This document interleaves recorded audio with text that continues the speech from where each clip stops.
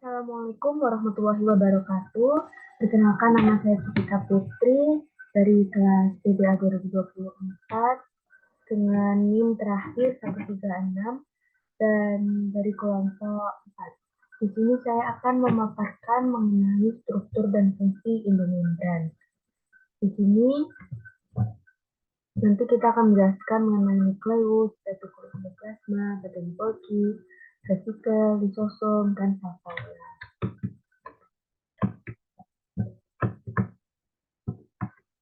Di pertemuan keempat ini terdapat kemampuan akhir dan indikator, kemudian ada bahan kajiannya.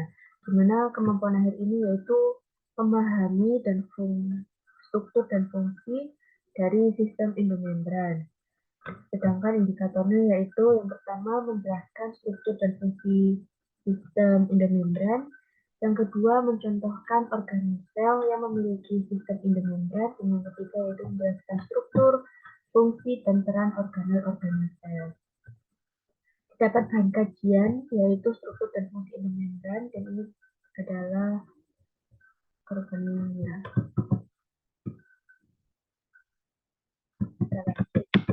Sistem endomembran. Sistem endomembran adalah himpunan membran yang membentuk unit fungsionalis dan perkembangan tunggal, baik yang terhubung bersama-sama secara langsung atau bertukar materi melalui transportasi vesikel.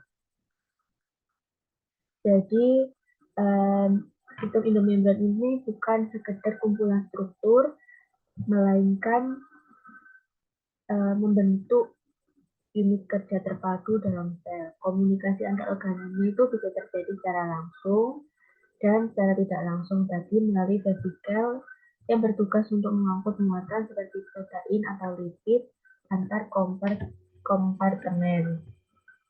Kemudian sistem endomembran organel pada sistem endomembran dinamis membentuk suatu jejaring yang terintegrasi berbagai organel dalam sistem endomembran saling terkait baik secara struktural maupun fungsional. Jadi organel dalam sistem endomembran juga bekerja sendiri-sendiri. Mereka melalui berinteraksinya itu melalui keterkaitan struktural seperti RE atau retikulum endoplasma yang langsung menyatu dengan nukleus, dan keterkaitan fungsional seperti protein yang disintesis oleh retikulum endoplasma kasar akan dimodifikasi ke badan Golgi, lalu diantar ke lisosom atau diekspor keluar sel melalui vesikel. Sistem endomembran mencakup seluruh nukleus, retikulum endoplasma, badan Golgi, lisosom, berbagai jenis vakuola, dan membran plasma, di mana mereka tuh mempunyai sebagai fungsi termasuk sintesis dan modifikasi protein, serta transfer protein ke membran dan organel atau luar sel, sintesis lipid, dan penetralan beberapa jenis racun.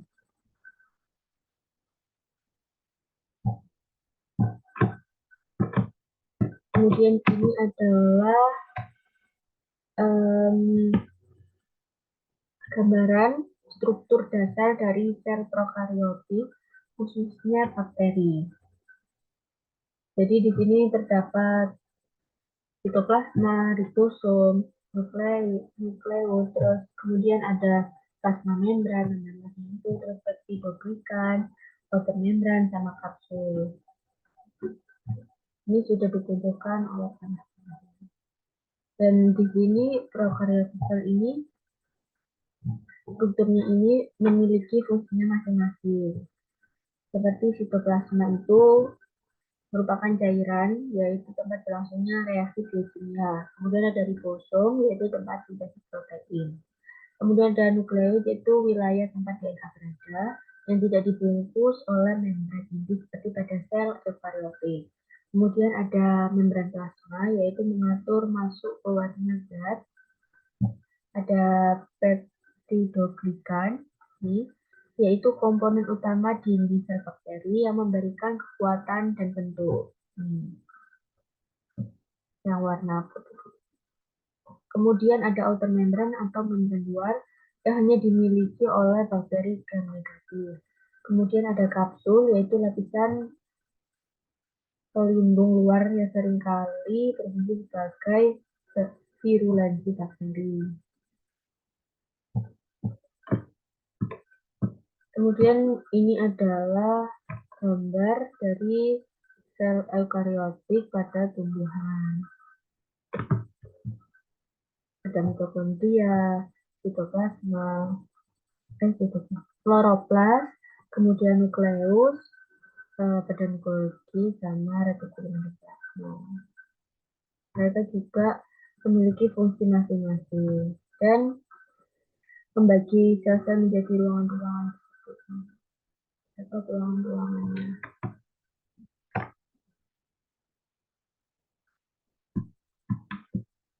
Nah, ini adalah perbedaan sel hewan dan sel tumbuhan.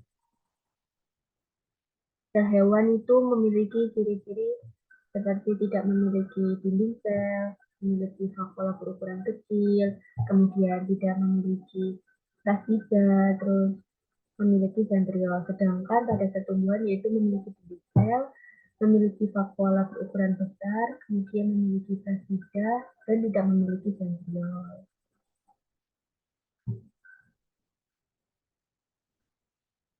Mengapa dinding sel itu terdapat pada sel tumbuhan? Karena dinding sel pada tumbuhan itu tersusun atas selulosa dan berfungsi untuk memberikan dukungan struktural, kemudian perlindungan juga.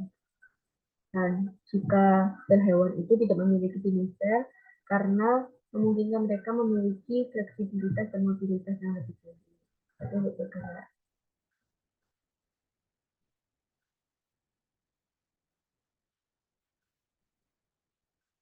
Kemudian lanjut nukleus. Nukleus mengandung sebagian besar gen yang mengontrol sel eukariotik. Kemudian seluruh nukleus melingkupi nukleus yang memisahkan isinya dari sitoplasma. Kemudian seluruh nukleus merupakan membran ganda. Kedua membran ini masing-masing merupakan bilayer lipid dengan protein yang terkait dan dipisahkan oleh ruangan sekitar 20-40 nanometer.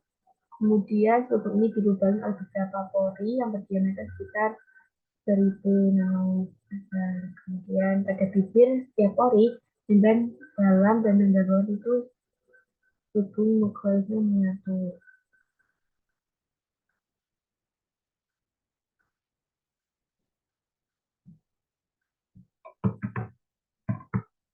Nah, berikut adalah anatomi nukleus.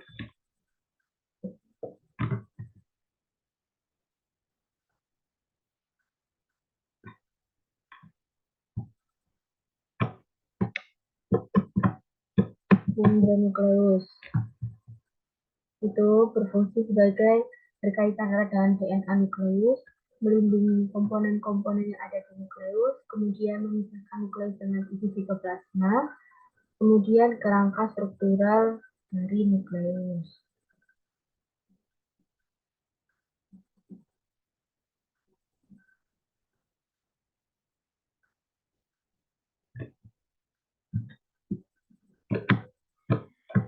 Berikut ini gambar dari nuclear envelope yang berwarna ungu, kemudian ada nukleoramina yang berwarna hijau.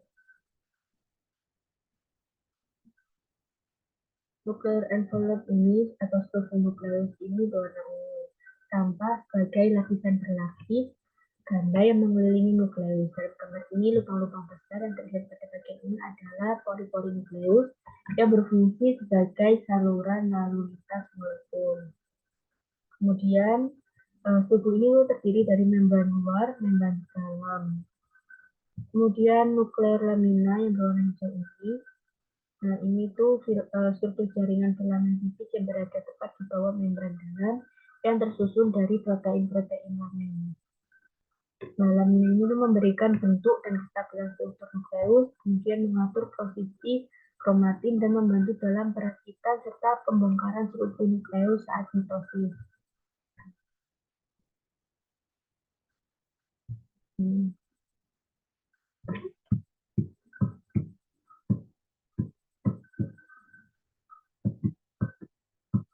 ini adalah gambar menunjukkan visualisasi skematik hubungan struktural antara nukleus, subnukleus, dan retikulum endoplasma kasar.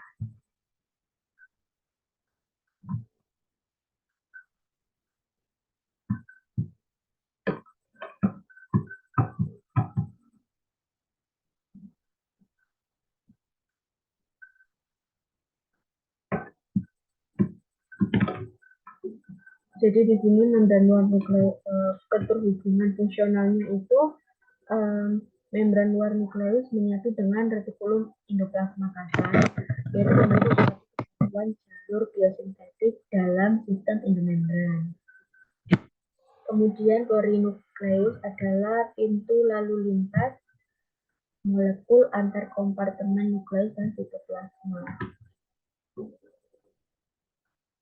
Kemudian ribosom pada retikulum endoplasma kasar yaitu menerjemahkan informasi genetik atau mRNA yang disintesis di nukleus.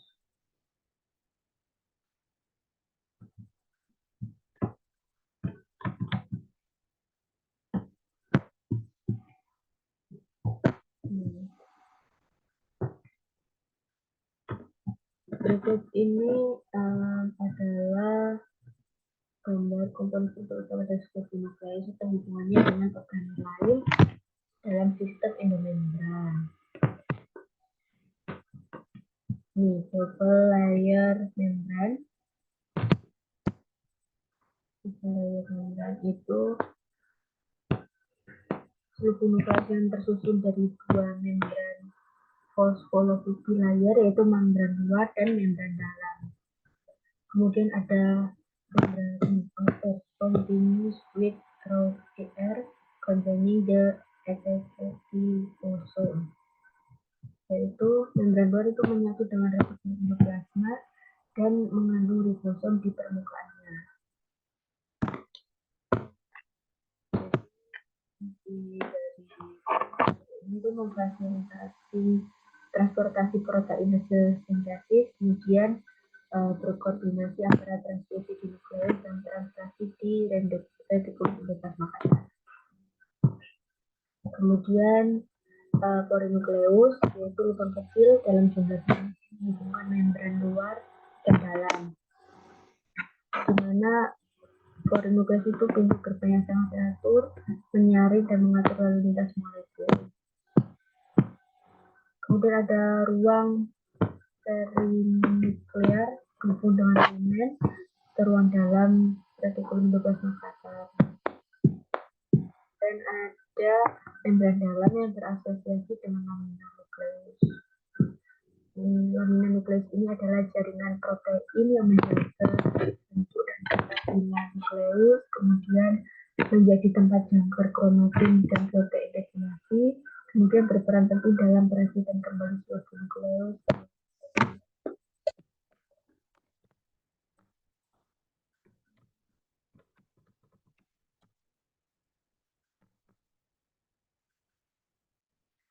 Nah, berikut adalah fungsi-fungsi dari lamina nukleus, di mana lamina nukleus itu jaringan filamen protein yang membentuk struktur seperti jala di sisi dalam membran dalam nukleus.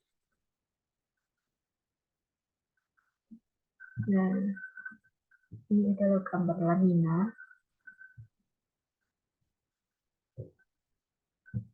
Fungsinya yaitu satu, regulate genome organization and chromatin structure by direct interaction with chromatin, yaitu mengatur organisasi genom dan struktur kromatin melalui interaksi langsung dengan kromatin.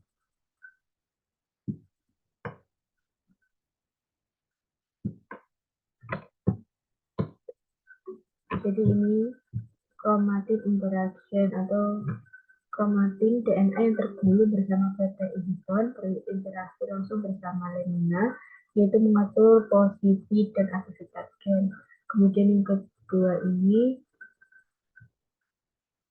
sequestration expression of transcription factor, lamina dapat menjebak atau menyimpan faktor transkripsi di dekat membran inti. Hal ini mencegah faktor tersebut memasuki inti untuk mengaktifkan gen tertentu yang berfungsi sebagai mekanisme penghambatan sementara. Kemudian yang C yaitu cytoskeleton connection. Di sini lamina berinteraksi dengan cytoskeleton melalui kompleks LINC atau linker of nucleoskeleton and cytoskeleton yang memungkinkan transmisi gaya mekanik dari luar ke dalam nukleus. Kemudian ada signalis, yaitu berperan dalam jalur pensinyalan melalui interaksi dengan protein regulator dan enzim fosfodilasi.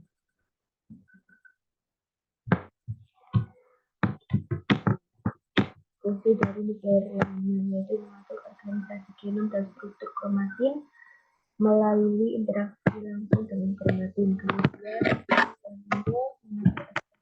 dengan meletakkan faktor transkripsi pada seluruh inti yang membatasi ketersediaannya di nukleoplasma. Kemudian memediasi hubungan struktural antara nukleus dan sitoskeleton. Kemudian yang terakhir adalah menyediakan platform untuk perakitan kompleks protein yang terlibat dalam jalur transduksi kimia, yaitu fosfat. Ada lagi yaitu memberikan stabilitas mekanis pada membran inti bagian dalam yang terlibat dalam penentuan posisi inti, struktur kromatin, organisasi kompleks nuklir, pemecahan seluruh inti dan pemasangan kembali selama mitosis. Kemudian ada replikasi DNA, respon kerusakan DNA, perkembangan siklus sel, diferensi sel, polarisasi sel selama sel migrasi, dan kontrol transkripsi. Nukleus itu juga tempat komponen ribosom disintesis dan diracun.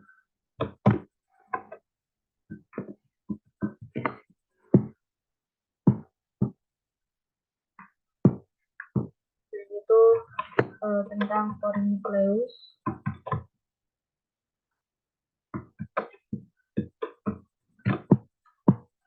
Kemudian ada bagian-bagian porinukleus yang anulus ini.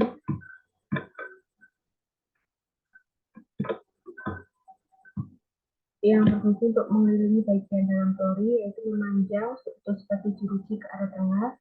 Kemudian ada luminar and luminal unit dengan dibantu oleh protein transmembran dengan seluruh kompleks pori ke dalam inti. Kemudian ada hidrolitosol, yaitu memanjang dari kedua sisi kompleks dan berkumpul menjadi konfigurasi seperti keranjang di sisi inti kompleks.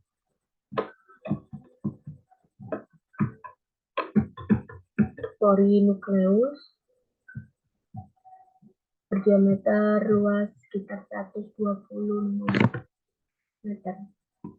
Kemudian diameternya 25 nanometer. Kemudian fungsinya itu mengatur perjalanan molekul antara inti dan sitoplasma. Molekul yang diizinkan masuk ke inti itu untuk menghambat keluarnya DNA atau RNA. Sedangkan molekul yang diizinkan meninggalkan inti itu subunit ribosom. Lanjut.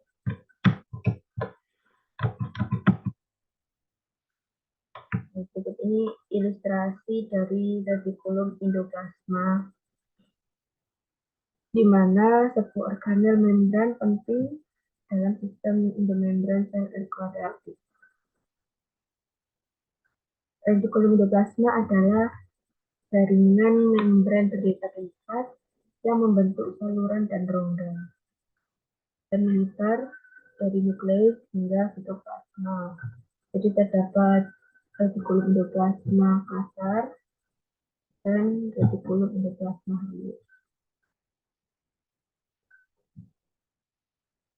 Kemudian nuclear envelope ini adalah membran ganda yang mengelilingi nukleus dengan langsung dengan rope endoplasmic reticulum. Fungsi utama dari rope endoplasmic reticulum yaitu untuk sintesis protein, untuk ekspor ke luar sel, untuk ribosom, atau untuk dimasukkan ke dalam membran plasma. Kemudian dari boson yang melekat ke permukaan retikulum endoplasmik kasar yang bersifat bebas sementara atau dapat dilepas dan berfungsi untuk menerjemahkan RNA menjadi rantai polipeptida, kemudian meneruskan hasil sintesis ke sistem transport retikular. Kemudian smooth endoplasmic reticulum atau retikulum endoplasma halus yaitu tidak memiliki ribosom di permukaannya. Fungsi utamanya yaitu sebagai sintesis lipid dan steroid, detoksifikasi racun, terutama di hati, kemudian metabolisme karbohidrat atau gluconeogenesis, kemudian penyimpanan ion Ca2.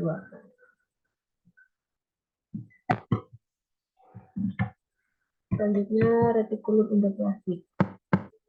Merupakan lipatan membran yang demikian banyak sehingga retikulum endoplasmik ini meliputi separuh lebih dari total membran dalam sel-sel eukariotik. Retikulum endoplasmik ini terdiri dari jaringan tubular dan gelombang membran yang disebut sisterni.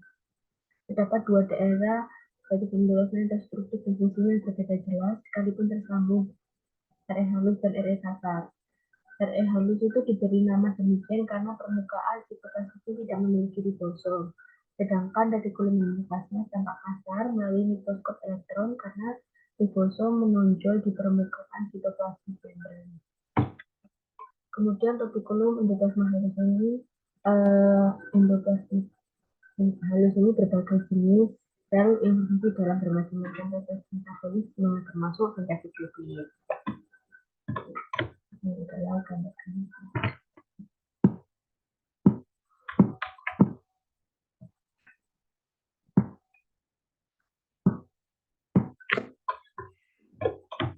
Kemudian ribosom menyusun protein sel pada kasar.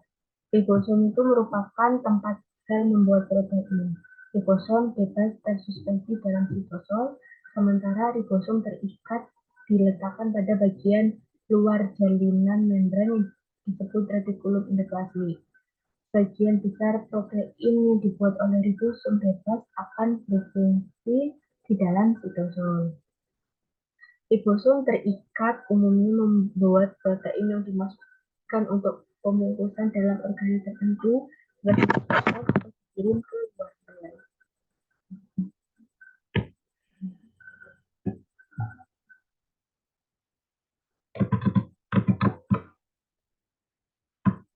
Kemudian ada aparatus Golgi. Golgi ini sebagai pusat manufaktur atau pengembangan, pergudangan, dan penyortiran serta pengiriman. Di sini produk RE dimodifikasi dan disimpan dan kemudian dikirim ke tujuan lain. Jadi aparatus Golgi ini tuh bertanggung jawab atas tahap pasca produksi protein dan lipid yang disintesiskan di retikulum endoplasmik. Proses ini mencakup manufaktur, pergudangan, penyimpanan, dan pengembangan. Kemudian ini terdiri dari kantung membran yang tipis di dalam. Suatu sel dapat memiliki beberapa tumpukan kantung membran. Membran spesifik dalam satu tumpukan memisahkan ruangan internalnya dari sitosol. Disitulah yang berkonsentrasi di sekitar aparatus Golgi terlibat dalam transfer materi di antara Golgi dan struktur lainnya.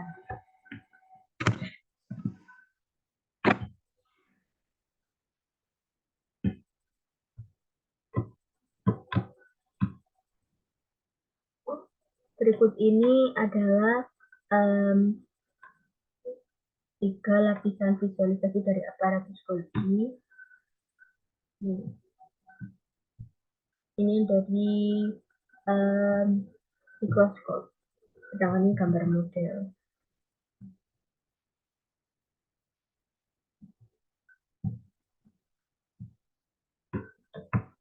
Kemudian jalur pergerakan retikula. Jalur biosintetik, sintesis protein dengan bantuan ribon. Nah, di sini itu yang pertama jalur biosintetik dan yang kedua adalah jalur endositik. Biosintetik dengan jalur endositik. Jalur biosintetik ini tuh jalur utama sintesis protein atau lipid untuk kebutuhan intraseluler maupun ekstraseluler. Jadi alurnya itu sintesis protein itu dimulai dari ribosom retikulum endoplasma kasar, kemudian produk protein masuk ke dalam lumen retikulum endoplasma, kemudian dimodifikasi. Terus habis itu dikirim ke badan Golgi untuk dimodifikasi lanjutan. Selanjutnya disortir dan dikemas dalam vesicula dan dikirim ke tujuan akhirnya, misalnya seperti membran plasma untuk eksositosis atau protein membran, kemudian lisosom untuk enzim pencerna serta vakuola yang terdapat pada sel tumbuhan. Kemudian jalur endositik. Jalur ini tuh menggambarkan masuknya materi dari luar sel ke dalam sitoplasma. Biasanya dalam bentuk partikel, cairan, atau molekul besar. Alurnya yaitu endositosis dimulai dari invaginasi membran plasma, kemudian vesikula endositosis terbentuk membawa muatan dari luar.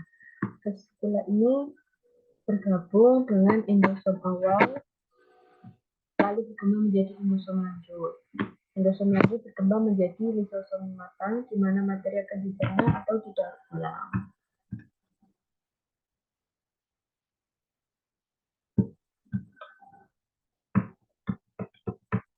Ini adalah gambarnya, yaitu jalur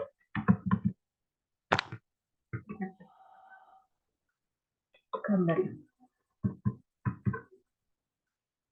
sistem endomembran, yaitu menggambarkan perjalanan molekul dari retikulum endoplasma menuju kompleks Golgi lalu diteruskan ke berbagai organ seperti membran plasma, lisosom, atau organ lainnya. Jadi ini yang pertama itu sintesis dan translokasi ke dalam retikulum endoplasma kasar.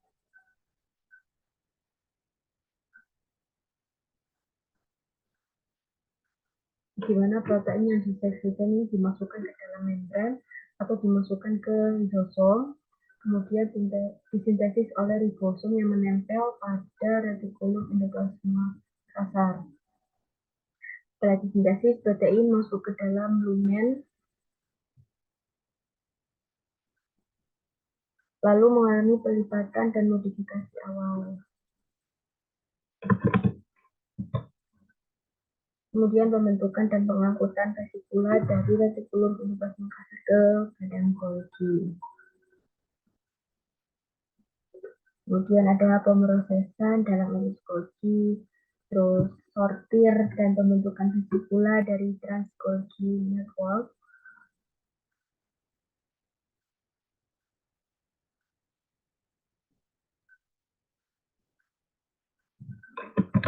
Lanjut. Ini adalah jalur biosintesis sektori.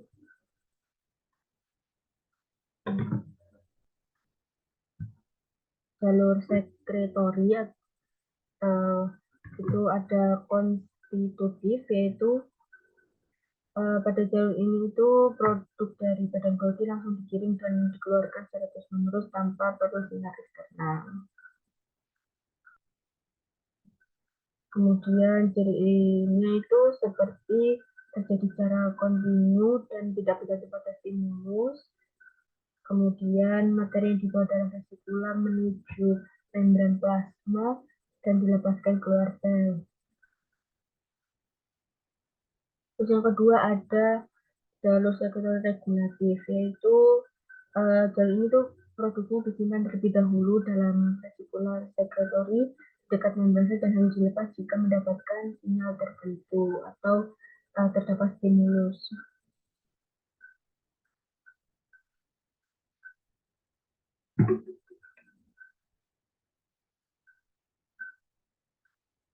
Nah, itu misalnya sel saraf yang mengeluarkan neurotransmitter, kemudian sel pankreas yang mengeluarkan enzim pencernaan, dan sel endokrin yang mengeluarkan hormon. Kemudian ada vakuola. Vakuola dan vesicula merupakan kantung terikat membran di dalam sel, tetapi vakuola lebih besar daripada vesicula. Kemudian vakuola itu mempunyai bermacam-macam fungsi dalam pemelihara sel, misalnya vakuola makanan yang dibentuk oleh fagositosis, vakuola kontraktil yang dimiliki oleh sel sisa air tawar yang memompa air berlebih dari sel.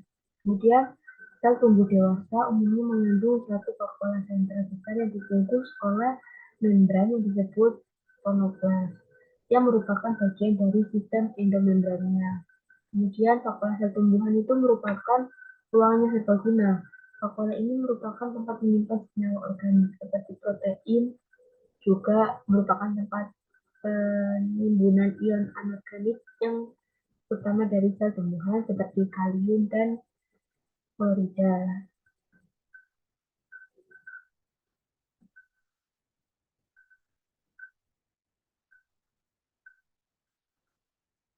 Kemudian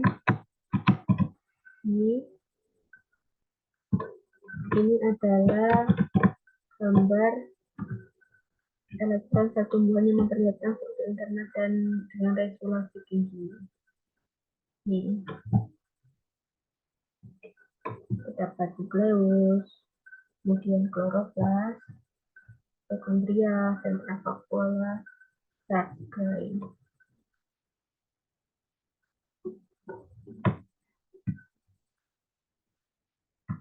Banyak sel tumbuhan itu menggunakan vakuolanya sebagai tempat pembuangan produk samping metabolisme yang akan membahayakan sel itu sendiri jika produk samping ini berakumulasi dalam satu sel. Kemudian sebagian vakuola itu mengandung banyak pigmen yang mewarnai sel tersebut, seperti pigmen merah dan biru dari mahkota bunga yang membantu memikat serangga penyerbuk untuk datang ke bunga tersebut. Kemudian vakuola itu dapat juga membantu melindungi tumbuhan melawan pemangsanya karena mengandung senyawa yang beracun atau beraroma tak sedap bagi hewan. Kemudian ada lisosom, yaitu merupakan kantung terikat membran dari enzim hidrolitik yang digunakan sel untuk mencerna makromolekul atau pencernaan seluler.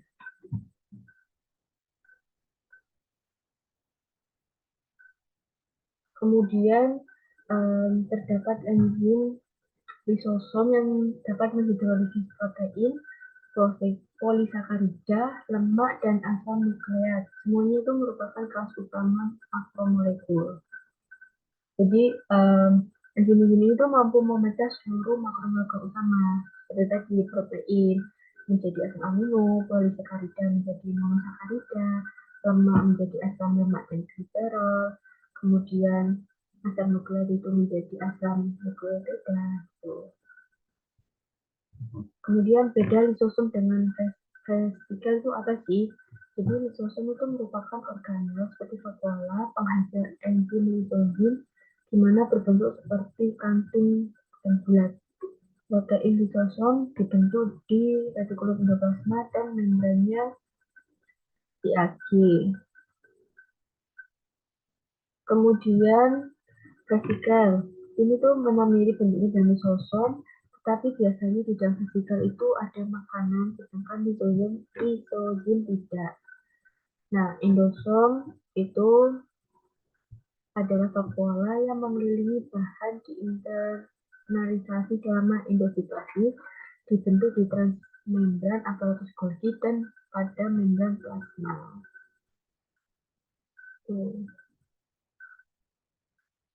Jadi endosom itu berperan sebagai kompartemen antara sebelum muatan sampai ke lisosom. Nah, berikut ini adalah alur pembentukan lisosom dari asalnya yaitu badan Golgi hingga perannya dalam pencernaan intraseluler.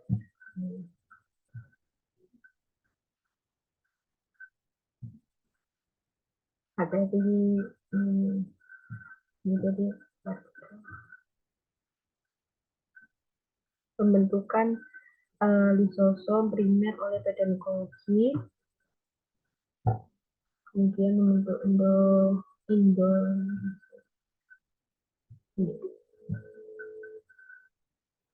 sampai akhirnya itu materi yang tidak dicerna itu dibuang keluar saat terjadi fusi partikel dengan membran plasma. Ini adalah pembentukan lisosom dan aktivitasnya. Yang penjelasan dari saya, mohon maaf apabila terdapat kekurangan dan kesalahan dalam penyampaian. Sekian dari saya. Wassalamualaikum warahmatullahi wabarakatuh.